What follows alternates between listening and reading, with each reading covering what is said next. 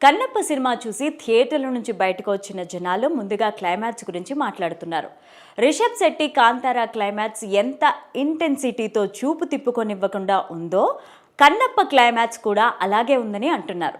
ప్రేక్షకులు మరీ ముఖ్యంగా ఆ పరమశివుని భక్తులందరూ భక్తిభావంతో కంటతడి పెట్టుకుంటూ బయటకు వస్తున్నారని ఎర్లీ రిపోర్ట్స్ బట్టి అర్థమవుతోంది. పరమేశ్వరునికి అపర భక్తుడు అయినటువంటి తిన్నడు కథతో ఈ సినిమా తీసిన సంగతి తెలిసిందే. నాస్తికుడి నుంచి శివభక్తుడిగా తిన్నడు ఎలా మారాడు, కన్నప్పగా ఎలా అయ్యాడు అనేది ఈ సినిమా కథ. ఆ ట్రాన్స్ఫర్మేషన్ బాగా చూపించారట. కన్నప్ప ఫస్ట్ హాఫ్ కొంత స్లోగా ఉందని రిపోర్ట్స్లో వచ్చింది. మరీ ముఖ్యంగా ప్రీ ఇంటర్వెల్ వరకు బండి నిదానంగా ముందుకు కదిలిందట. ఇంటర్వెల్ బ్లాక్ మాత్రం అదిరిందని అంటున్నారు. మరీ ముఖ్యంగా మోహన్ లాల్ ఎపిసోడ్ టెర్రిఫిక్ అని రిపోర్ట్స్ వచ్చాయి. అతిథి పాత్రలో 40 నిమిషాల పాటు కనిపించే ప్రభాస్ రుద్ర పాత్రలో తనదైన నటన సినిమాను మరో మెట్టి ఎక్కించేసిందట.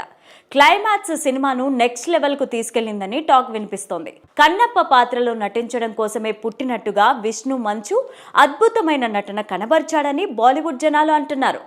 ఆయన పర్ఫార్మెన్స్ టాప్ లెవెల్ అట. యాక్షన్, ఎమోషన్ రెండు సన్నివేశాల్లోనూ బాగా నటించారట. కన్నప్ప పతాక సన్నివేశాల్లో చివరి 15 నిమిషాలు విష్ణు మంచు కెరీర్లో బిగ్గెస్ట్ పర్ఫార్మెన్స్ ఇచ్చారట. ప్రేక్షకులకు తప్పకుండా అతని నటన నచ్చుతుందని చెబుతున్నారు.